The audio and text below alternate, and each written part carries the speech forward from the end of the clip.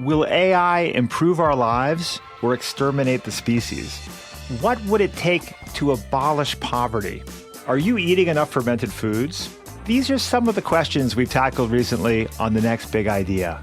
I'm Rufus Griscom, and every week I sit down with the world's leading thinkers for in-depth conversations that will help you live, work, and play smarter. Follow The Next Big Idea wherever you get your podcasts.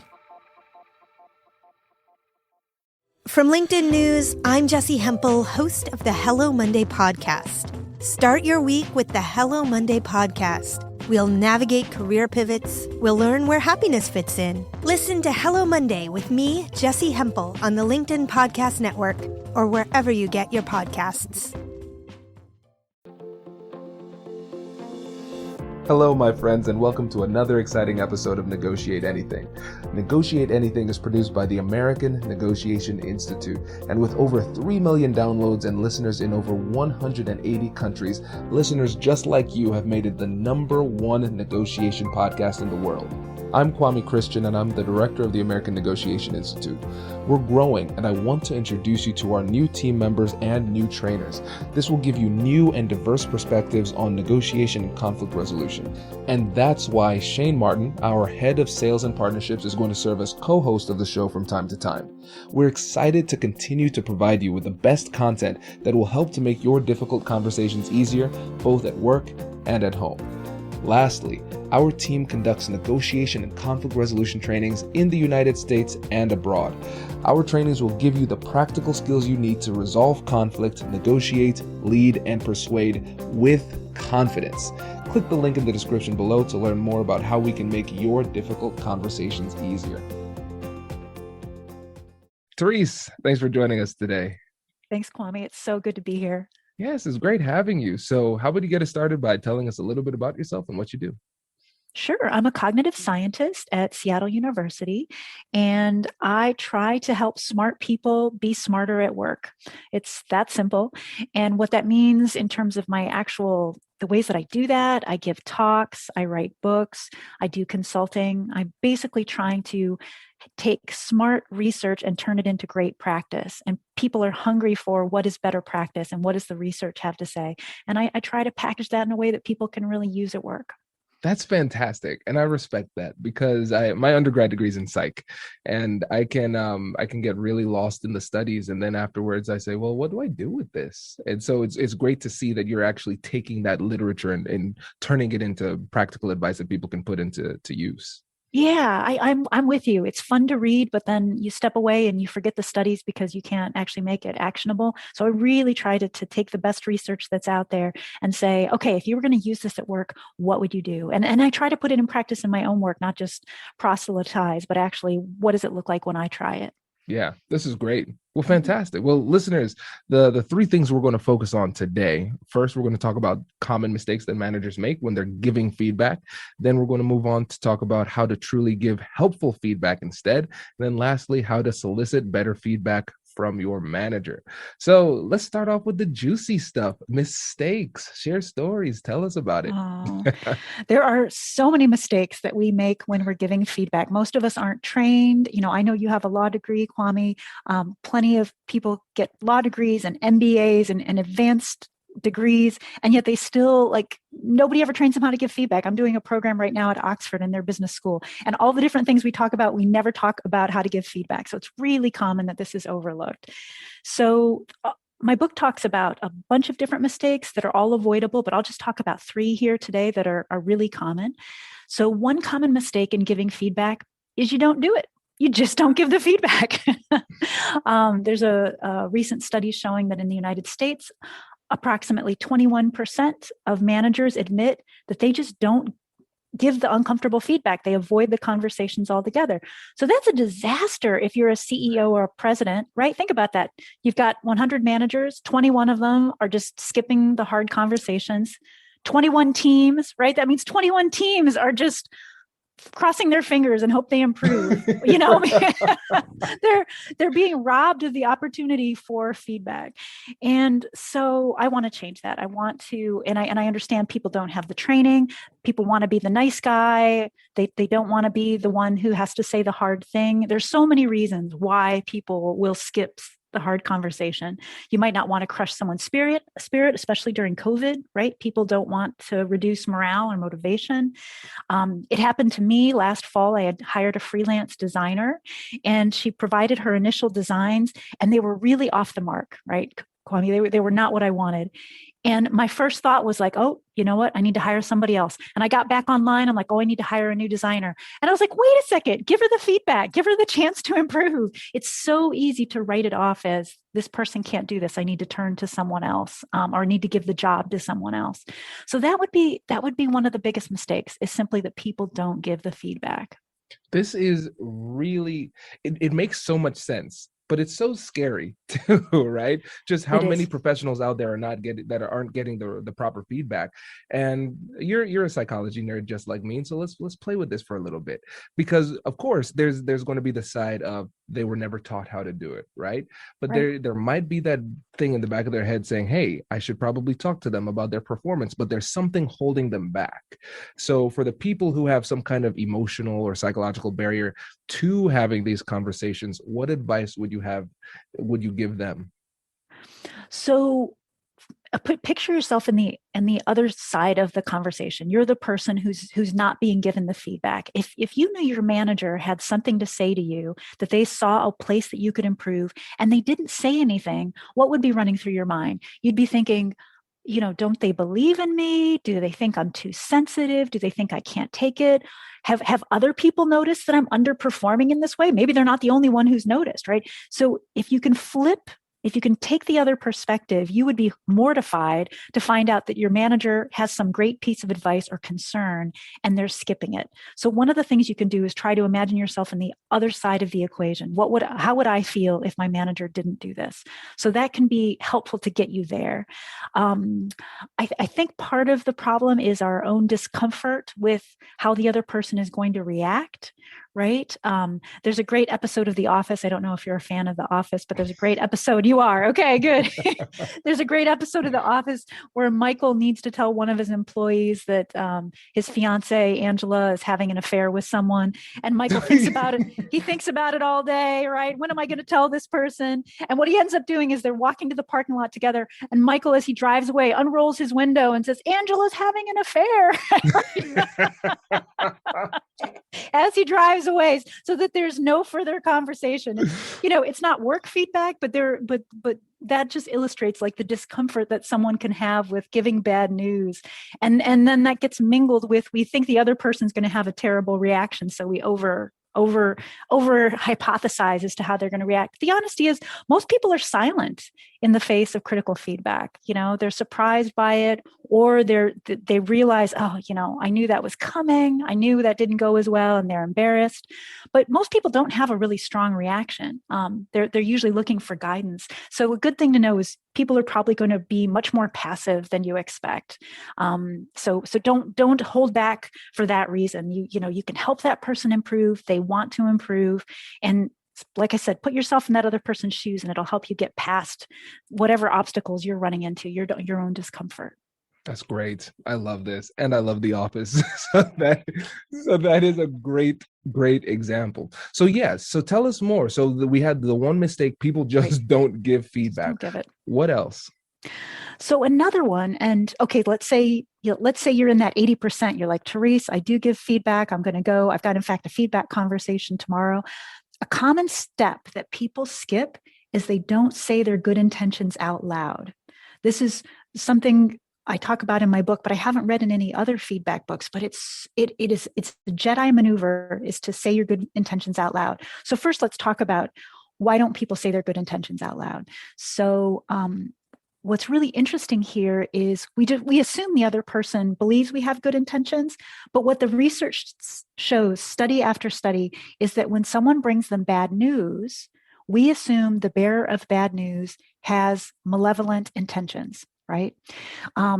and maybe you've had this experience. So you go to the doctor's office and your doctor, you go because you have what you think is a small problem. And your doctor says, oh, this could be serious. We need to do a bunch of tests. I need you to come in for 2 follow-ups. We'll do the first test. You come in 2 weeks, then I'll have you come in 2 months. Then I'll have you come in at 6 months. And what do you think? You're like, oh my gosh, my doctor just wants a whole bunch of visits, a whole bunch of copays, right?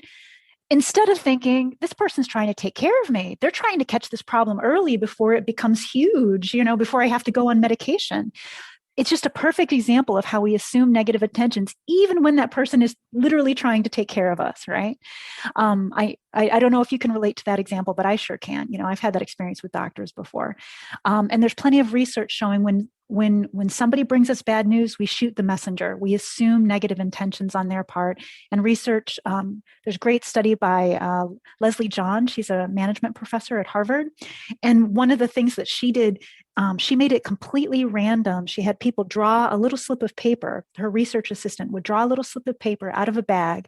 And the person ahead of time, the person in the experiment would say, I want you to draw a 1, 2, or a 3. So let's say they said, I want you to draw a 1. And you draw out a 3 instead. It's totally random what number you draw out of the bag. And when you say out loud, oh, you know what, I drew a 3, and that person doesn't get money, that person assumes that you tried to draw the wrong number. Can you believe this? It's totally random, all they're doing, and you get to see them.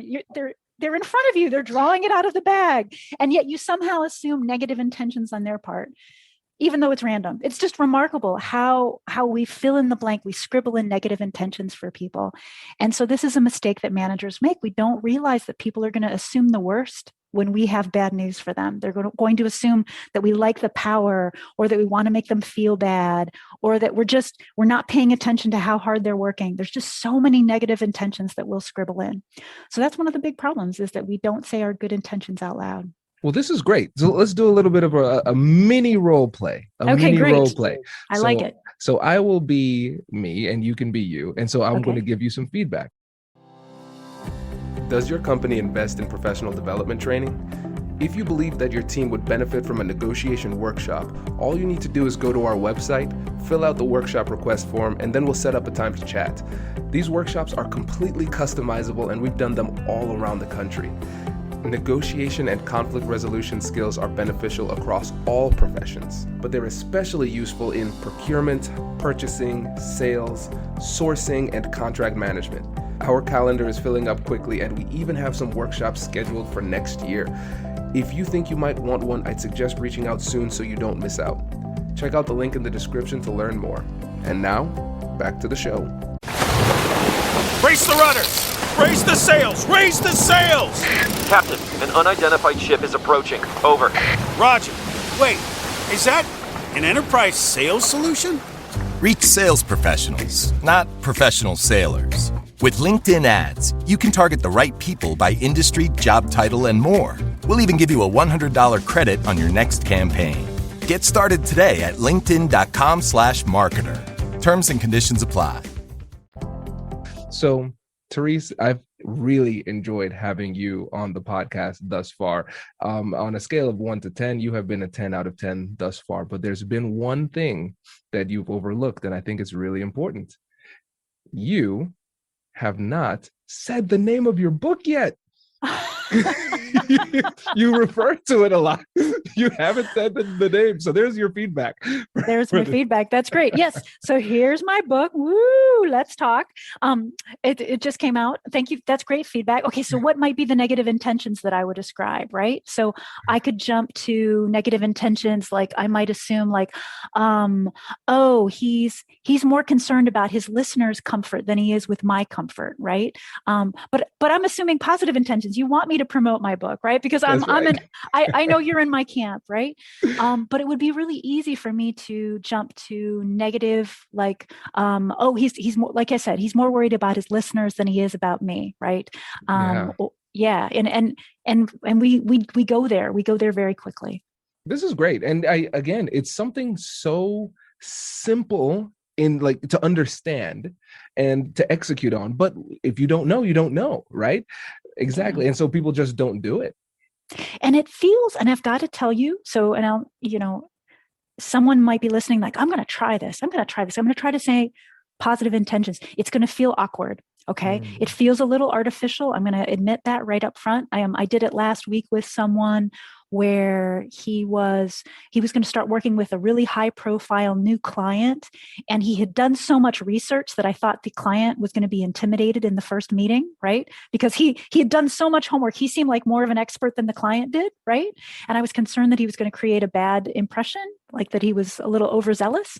So what I said to this colleague, instead of just going right to, I'm afraid you're going to look overzealous and obsessive, I said, I really want you to make a good impression on this new client, right? And it's clear you've done so much research, you've worked so hard on this. I want to make sure that they see this in a positive light, all this extra research that you did.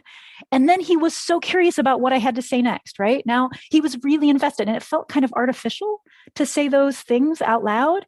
But I've got to tell you, I turned what could have been a high conflict conversation into, he was super eager to hear, like, oh, good.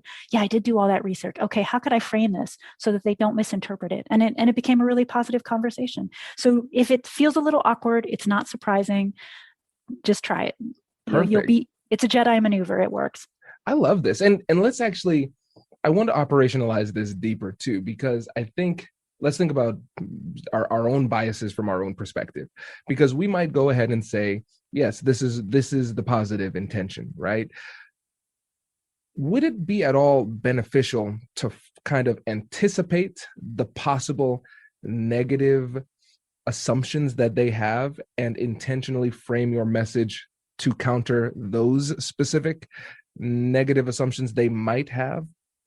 Yeah, you could definitely do that. So let's say you're concerned, there would be things I wouldn't say. So, one of the common negative perceptions that employees can have is that this is a power move. So I might not say that. I might not say Right. This isn't a power move, right? Right. So there are some there's some that you probably wouldn't want to say. But let's say you are asking for someone to turn something in sooner than you'd originally agreed upon. So let's say that originally you were saying, I need a draft of those designs by next Friday, and now you're coming to them saying, you know what, actually, could I get a draft by Wednesday, right?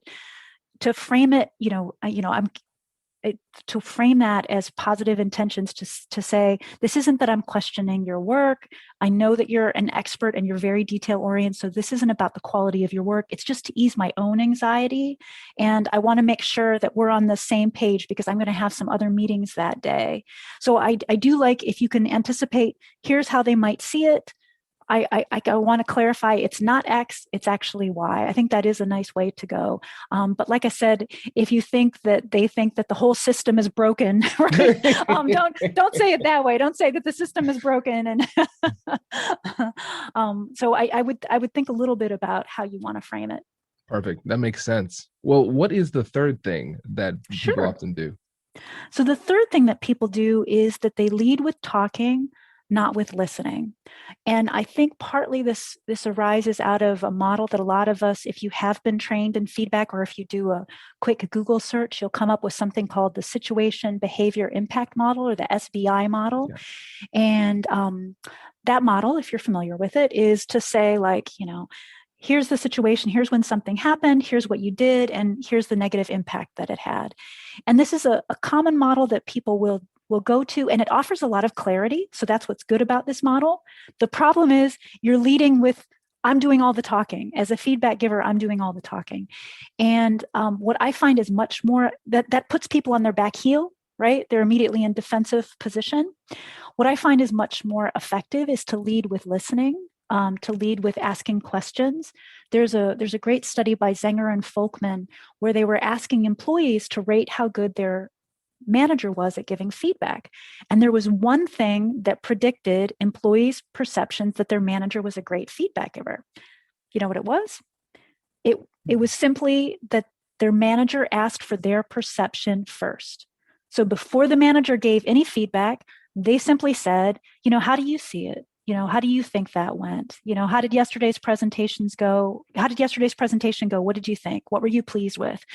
If the employee gets to control the conversation first and you're just listening, that employee thinks you're so much more brilliant as a feedback giver. They think you're better at giving feedback. Even if you're going to say the same thing, whatever you were going to say, it doesn't change a bit. If you listen first, that person thinks you're now a better feedback giver. So it's a really simple thing that most of us, it's very easy to skip. If you've got feedback to give, you feel like you should launch right into it.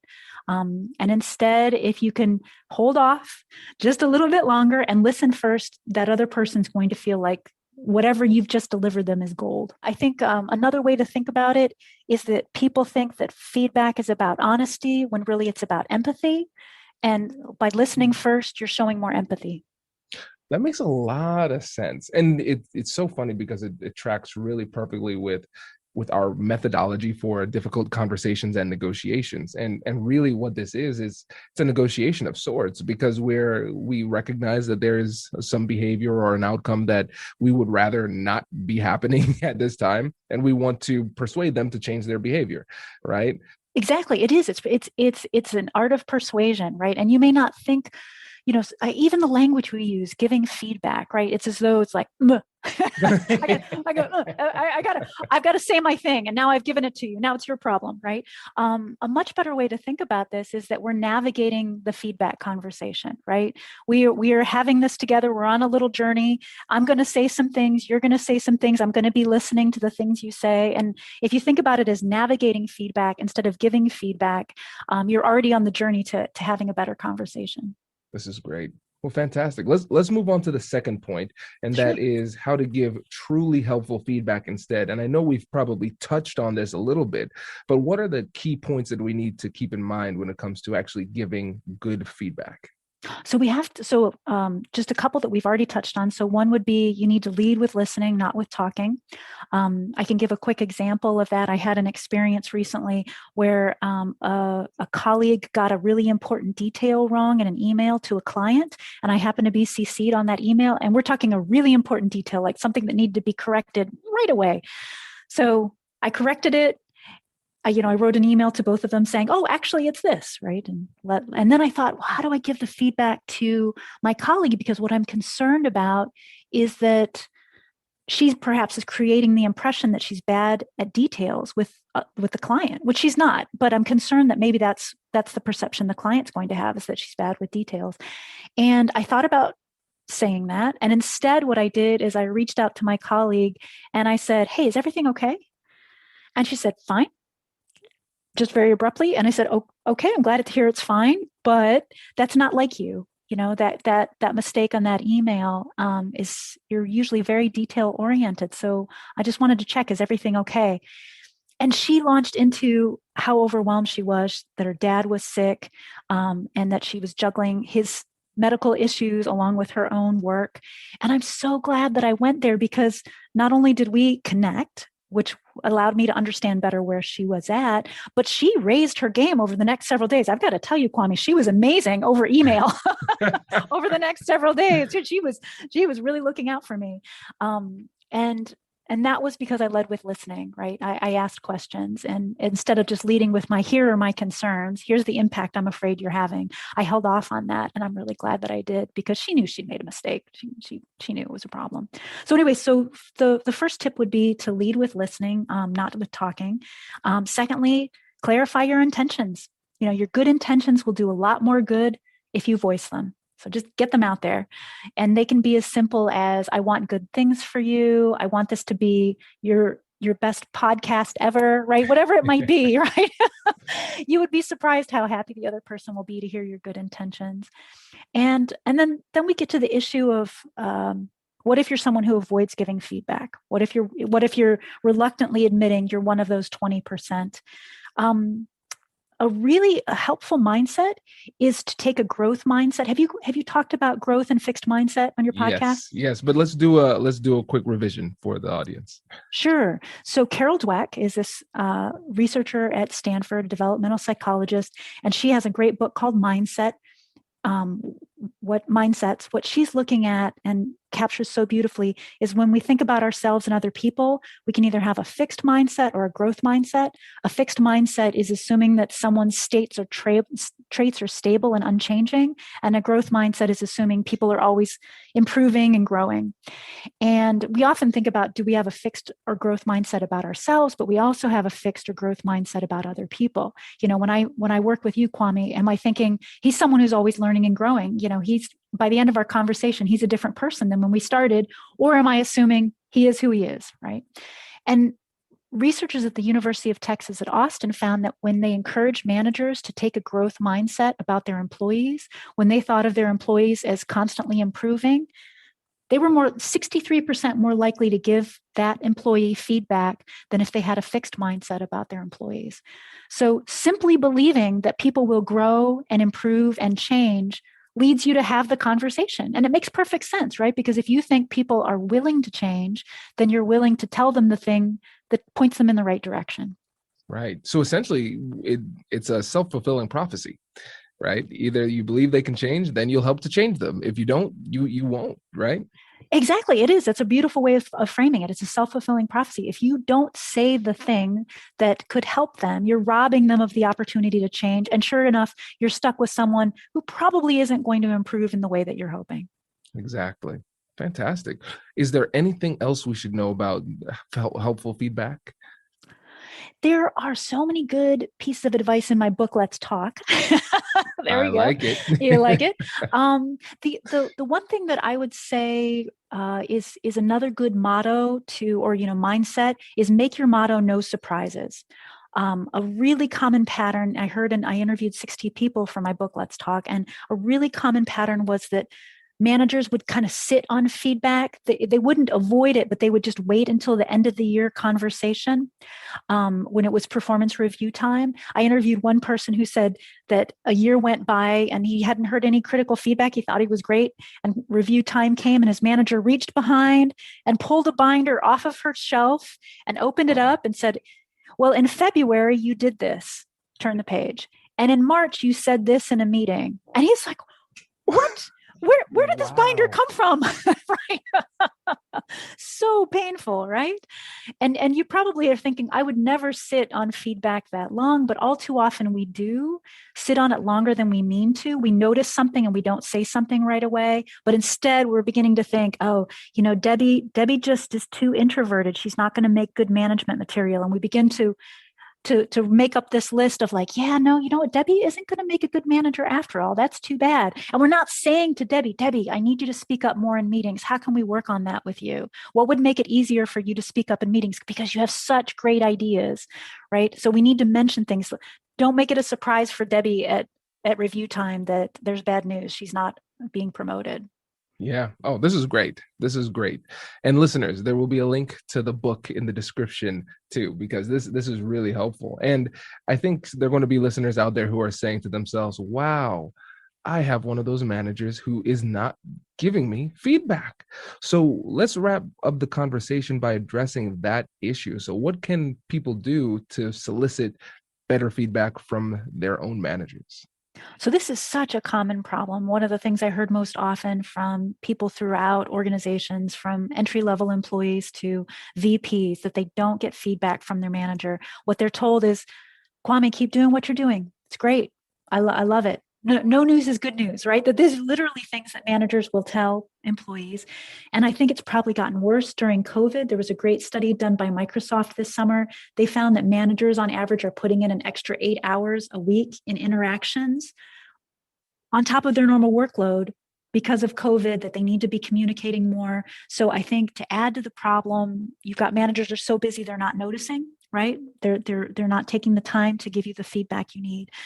So 3 strategies for trying to help your manager acknowledge, you're acknowledging they're busy. You acknowledge that they may not notice everything, but you need better feedback than you're getting, right? This vague praise is not helping you. So 3 strategies, and I'll go from the least aggressive to the most aggressive, okay? So the easiest one, make it super easy for your manager. Create a list of 3 or 4 things you're willing to work on. Let's say your manager says, Kwame, just keep doing what you're doing. You say, great. I've got a list of 3, but I've got a growth mindset. I want to improve. I want to be better at my job. 3 months from now than I am today. So here are 3 things I could work on. And you show your manager the list.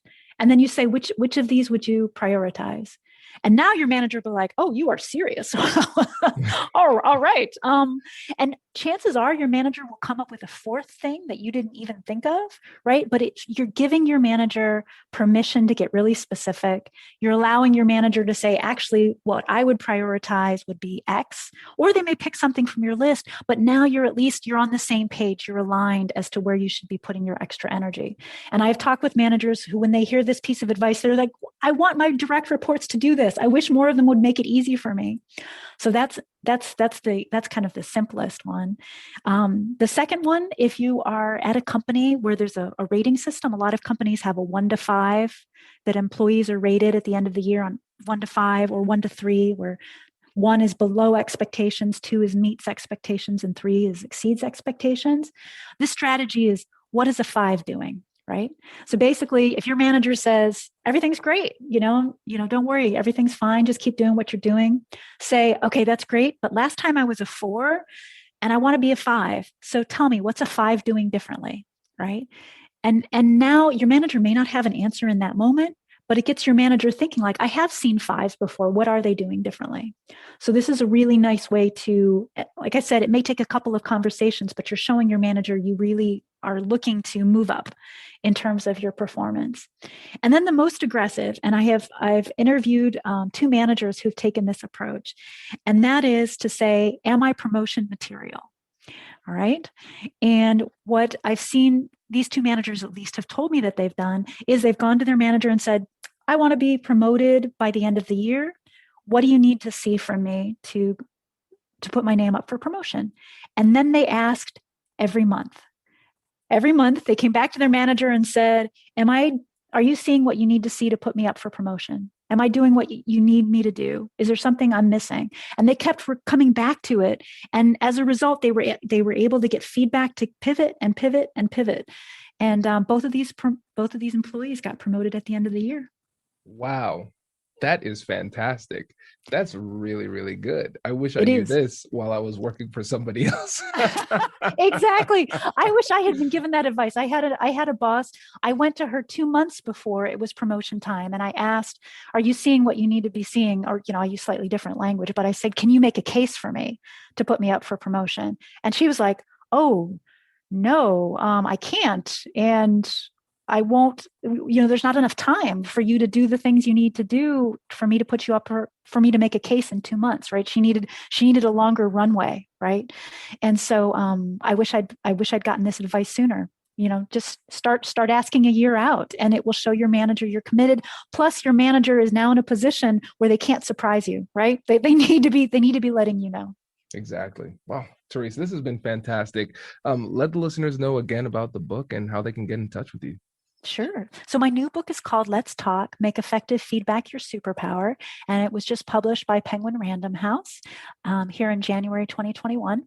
And you can look me up on my website, ThereseHuston.com, or you can email me. My email is on my website, and I'd love to hear from people. Fantastic. Thank you so much. This was really, really helpful. It was a lot of fun, Kwame. Thank you. Congratulations! You've just joined an elite club. By listening to a full episode, you're now officially on the Negotiate Anything team. So welcome aboard. What most team members do is they subscribe to the podcast because that allows them to automatically get the latest episodes of the show. The best things in life lie on the other side of difficult conversations. Keep learning, keep practicing, and keep getting better. Your relationships will improve, your career will soar, and you'll have the confidence you need to get the most out of these crucial conversations. Again, thank you for joining the team. We're excited to have you, and I will see you in the next episode. I'll catch you later.